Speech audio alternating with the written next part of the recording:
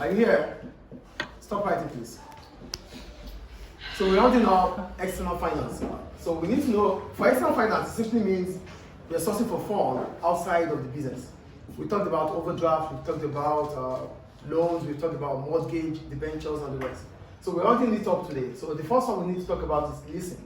When we talk about leasing, it simply means an agreement to use certain property. So that means you are the lessee. Then you have an agreement with the leaser, the owner of the property, to use it for a specific period of time. That is what leasing is about. You have the authority to use certain assets, maybe equipment or a building or factory, for a specific period of time. And as soon as that time is done, you have to return back the assets. That's why it's a lease agreement. So I wrote, leasing. A lease is an agreement through which a business acquires the use of property for an agreed period of time. When we talk about property, it could be machinery, equipment, land, building, and whatever it is. In as much as they are non-current assets, that means they can last for a long period of time, in which the resources will be returned to the owner after. The owner is the leaser after a specified agreed term. So we're going to use it for 5 years, and as soon as 5 years is done, we have to return back. That is what leasing is about. Do we get stop that already and focus? That is what leasing is all about. Do we understand leasing here? Great. So what are the benefits of leasing? Number one, no large amount of money is needed to acquire the use of an asset. Because it's a lease agreement, it means you're having the asset without you buying it. So for you to buy the asset, you might need a huge amount of money to buy it. But now it's a lease agreement, which means you just have to use the asset based on the amount of money you have to pay, based on the agreement you have with the leaser. So you are not buying the assets. You only have to lease it. You only have to get a lease on it. But if you are buying, that means you need to buy it and pay a huge amount of money. So here, you avoid paying huge amount of money on assets, which you literally would use. Do you understand the first advantage here? If I have to buy this, because I need it, I have to buy. So maybe I have to pay a huge amount of money to purchase it. But now I have the opportunity to get it leased. So it means I will be using the asset without paying huge amounts to acquire it. So the asset is in my possession, but I'm not buying it. I did not pay a huge amount of money to get it. Do you understand the first advantage here? Do we understand this? Yes. The second one, the cost of maintaining is on the owner, which is the leaser. Because it's a lease agreement, it's not your property. It's the leaser's property. So whatever happens in terms of maintenance, repair, it has to be done by the leaser, not you, the lessee. Do you get the second point here? The cost of maintaining the asset or the leased property is not on you, that you are the lessee, it's on the leaser. You only pay, and whatever happens about maintenance, the leaser does it. Do you understand the second advantage here? So how is it an advantage? It's an advantage because you're not paying more. Your expenses are reducing. But if you have to do the maintenance, it increases your expenses. And if your expenses are increasing, that means your profit will reduce. Do you get the second point, please? Do we get it, please? The third one, hire companies can offer the latest equipment. Because this is what we do. We have to invest in latest equipment. If we don't invest in latest equipment, our lessees will not come to us to get a lease agreement. Because you are a leaser, it means you have to invest on latest equipment so that you can have businesses patronizing you. So definitely the lessee will be having access to the latest equipment. And that's an advantage. Without the lease agreement, you need to buy the latest equipment. But here you're not buying the latest equipment and you have access to it because you have a lease agreement. Is it an advantage or not? Buying the latest equipment reduces your cash, though it increases your assets, because it increases your assets of equipment, but reduces your asset of cash. But with lease agreement, it means you have your cash intact, and you have the equipment, which is latest, which allows you to be more efficient.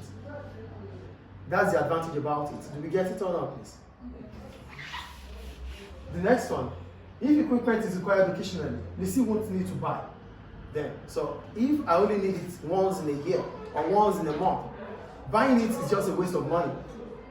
It means you are holding on cash based on the fact that you have an asset that is going to be unused for a long period of time. So with a lease agreement, you only have to get it as soon as you need it. So you don't have to keep it to yourself for a long period of time because you need it occasionally. Do you understand? Buying it means you are losing cash for an unused equipment. That's underutilization of capital. And you wouldn't want that to happen, because if it happens, it increases your revenue, it increases your expenses. Do we get it, please?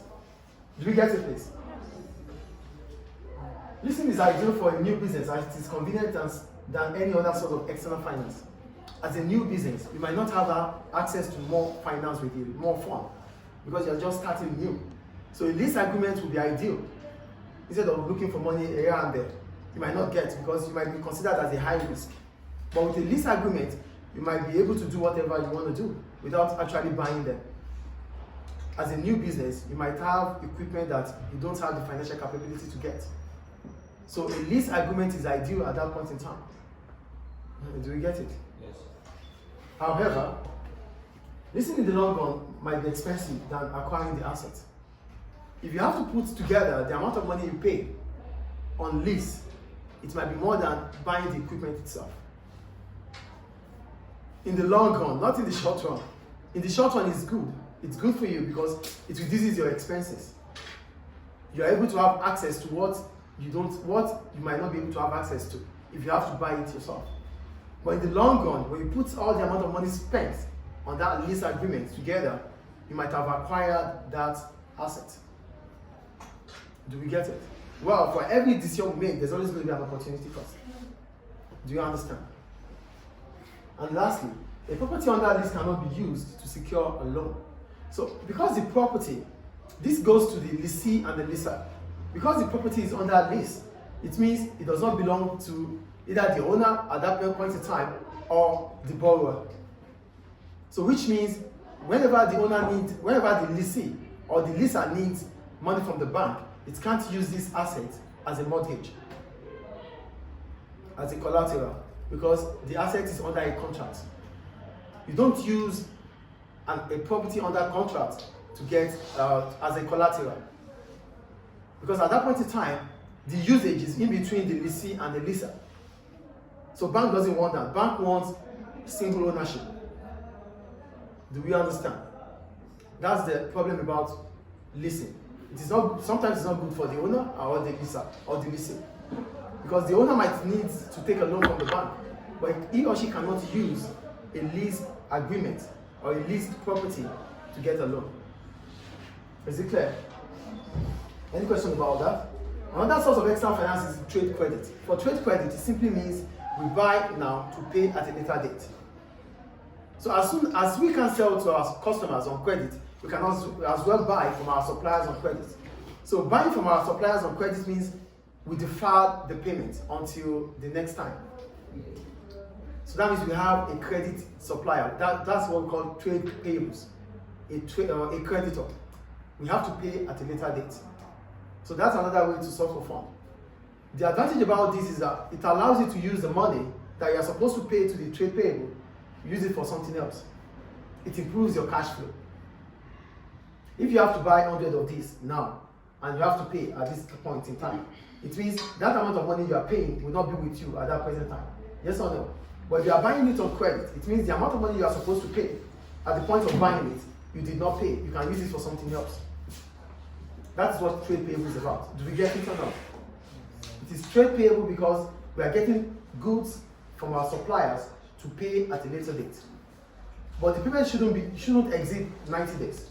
It's between 30 days to 90 days. You have to pay back. However, if you do not pay back within those days,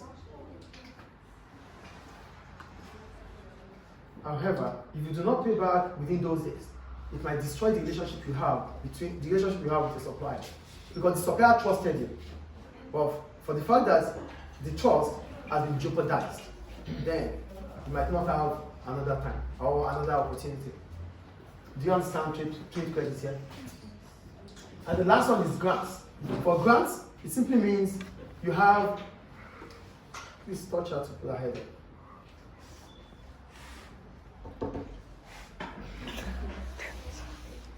For grants, it simply means you have access to money that you might not pay back. So these, you have to qualify for it. So most of the time, government of a country might give grants to encourage small and medium enterprises. so that they can start up. Some people have a business idea, but they don't have the financial capability to start it up. Small businesses. So government will give them grants to encourage them to start up. So these grants might not be paid back. Do you understand? It's another source of external finance. Any question about external finance? So that ends external finance. Thank you.